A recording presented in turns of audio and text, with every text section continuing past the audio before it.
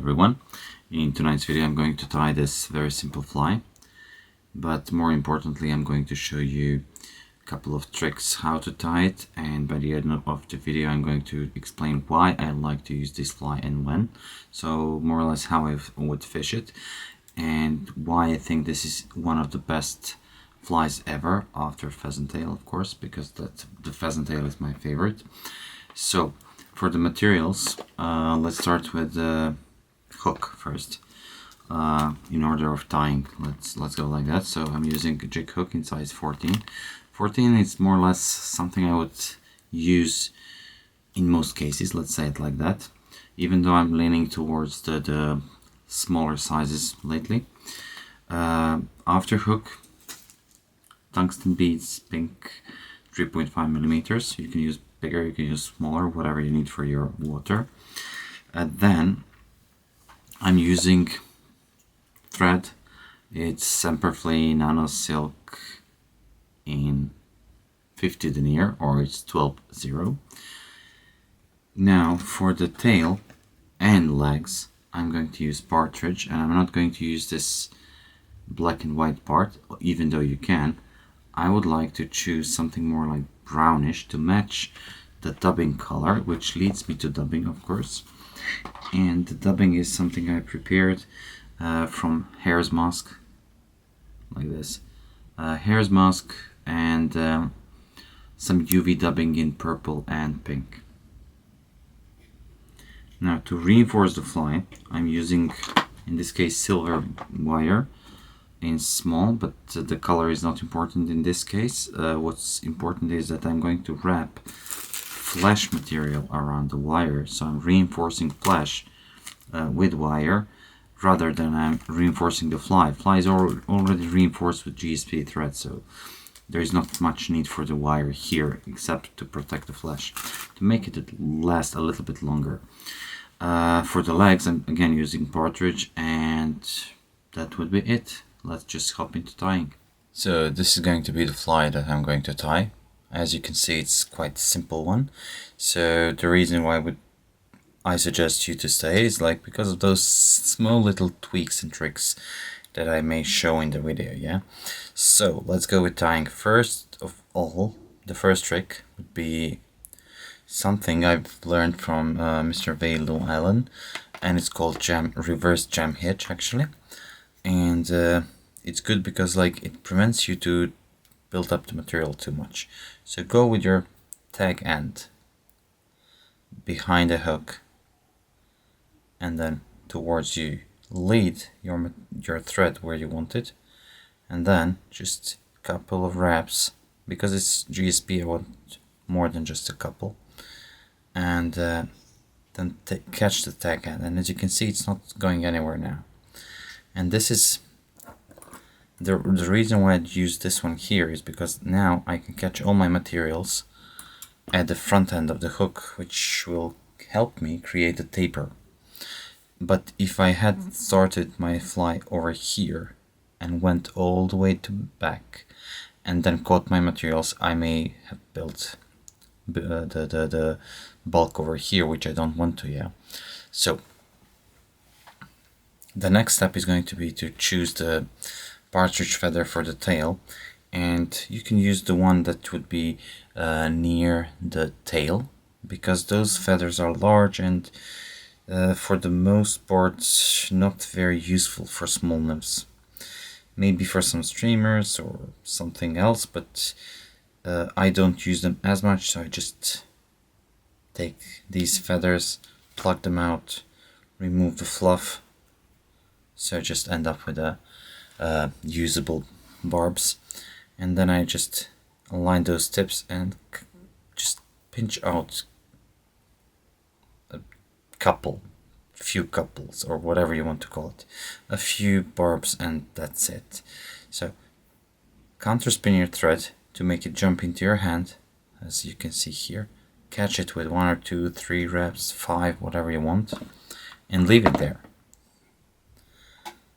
Now you can use your scissors to remove the materials you don't need here. Okay, like so. I could have done it before, like measure the length and then just attach everything to the hook. Now you can just go with your flat thread to prevent the bulk towards the rear, and when you reach near the bend, or you can even go into the bend if you want, but I like to stay away from it. Now I want to attach my ribbing and my flesh material, which is going to be the same in this case. Ribbing actually and flesh are going to be together, not the same, and I'm going to attach it on the far side of me, so that's why I'm reversing the vice orientation, so I'll be able to tie actually on the near side of me. I will explain later why. Now as you can see, everything is away from me and it's near you. Now I can build up a little bit of taper if I want to here, leaving the small gap near the bead here. As you can see, there is a small gap. So just build up taper here, just couple of reps, and then with, again, as I say, flat thread, go towards the rear end and stop there. Now take your dubbing, hare's mask, or whatever you actually like. What I prefer is spiky dubbing, that I didn't explain at the beginning of the video, because those little spiky hairs will make your fly look buggier. It will add some movement and life to your fly, and that's it. And that's why I actually like to dub this noodle rather loosely, not too tight and not too thin. But again, everything in moderate amounts. So if you put too much of a dubbing, it's going to be, well, too scruffy, too big for the size, and so on.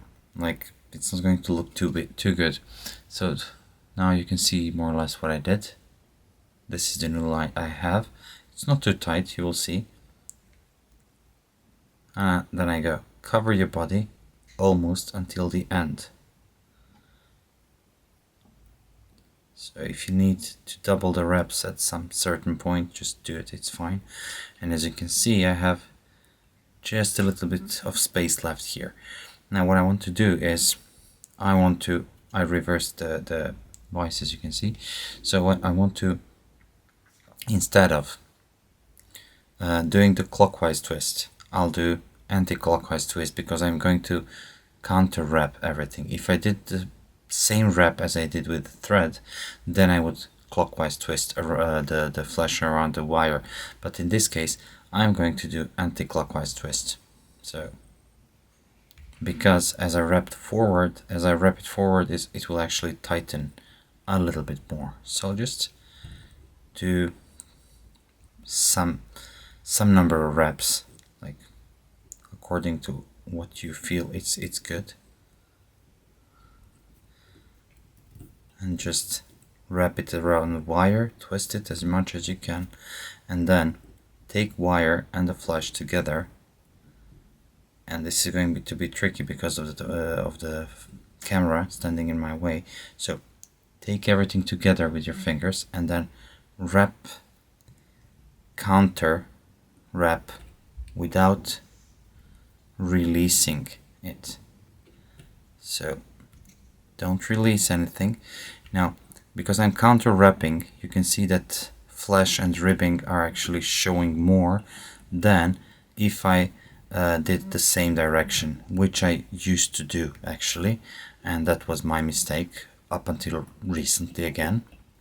So you can break off the wire. If you're using some nice scissors, break it off, don't use your scissors on the wire. Wow, it's fighting now. And you can cut the flesh off. Now, next step is to add legs. But for now, as you can see the flesh pretty good. There are a couple of spikes sticking out, which I like very much. Now I'll just go backwards, creating, let's say, a base for my legs here. I mean, we're going to use partridge, so it's a hackle. Take the feather according to the size of the fly. You can use longer legs, that's fine. And I took the one that's brown in color, as you can see here. So I'll remove all those unnecessary barbs from the feather, leaving me with this, which may be a little bit too long. So I'll just check it out here. This is going to be fine, just fine. So I'll just remove all those too long legs, which I'm not going to use. You don't need too much, maybe 2, maybe 3 wraps of partridge around the hook shank. So what I'm doing here, I'm just taking those tips, and now I'm going to prepare the feather, and I'm going to take it like this. I'll take hackle pliers, take the tips, and then I'll take the rakus here, and I'll stroke, well, let me do it somehow so you can see it. So I'll stroke those barbules like so. Let me see what you can see. So just stroke them to go in one direction. Now you can see it a little bit better. Now just catch the feather like so, with few wraps, but tight wraps. Just need to, yeah, this. And then take the hackle pliers, catch the rakus, and then just go stroke back those barbs. Stroke back, and then go wrap next to another wrap, like you can see now. And then when you reach the end, when your rakus is without any barbs left, just remove the hackle pliers and catch the rakus with a couple more wraps, cut the excess, and that's it. Now, if you're left with a little bit of space here, add some dubbing. If you can do it tight to the bead, you don't need to add any dubbing. Or if you want to position those legs a little more towards the tail, you can add some dubbing. I prefer legs to be as perpendicular as possible, because it will add a little bit more movement to the fly. So this is it. Now what I like to do is I like to just color the thread and whip finish the fly. Now let's discuss what this fly may represent. Obviously, because of the tail, it probably represents mayflies, but it can represent stoneflies, if you match the size, of course, and caddisflies. And to be honest, I like to use this fly most of the time when I see caddisflies flying around. Why I think that? I know that, like, when I start leading this fly through the water can push those legs back, creating like shell-like illusion. Let me just show you those legs around the body here. So it looks like caddis pupa, if you ask me, more than a mayfly. Mayflies are more delicate, caddis pupas are more like rough and bigger. So in my opinion, this is more like caddis pupa than it's a mayfly. So instead of just dead drifting it, caddis pupa are known for actually just literally rocketing from the bottom to the top, to the surface. So what I like to do when I think there is a fish in front of me, I would just stop the whole system. I'm talking about your nymphing. I'll just stop everything and allow water to push the tippet up. So that also pushes the nymph up, simulating emergence of the fly. I mean, some mayflies do that as well, so don't always dead drift your flies. Sometimes it's even better if you can do that lasering lift, and that thing is extremely effective, especially if you can do it in front of the rock. Almost always I would catch a fish like that. Like if there is a boulder in the middle of the river, in front, upstream side of the boulder, would be the prime spot for my presentation that I just explained. Dead drifted in those riffles that are longer with the occasional twitch, which will actually move those legs as you twitch it. So don't focus on dead drift solely. It's better if you know what your nymph is doing under the water. So if you move your handle 5 cm, the rod tip is actually going to move much more because of the length of your rod. But if you're just do slight movements with your hand like this, it's like extremely small, so your rod tip is going to do the like maybe 5-10 cm movements under the water. So controlled drift is what we are searching for here. Adjust the size of the bead to the depth and to the flow strength, let's call it like that.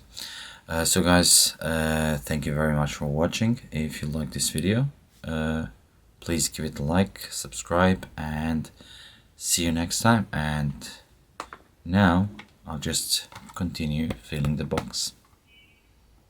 So tight lines, and see you soon.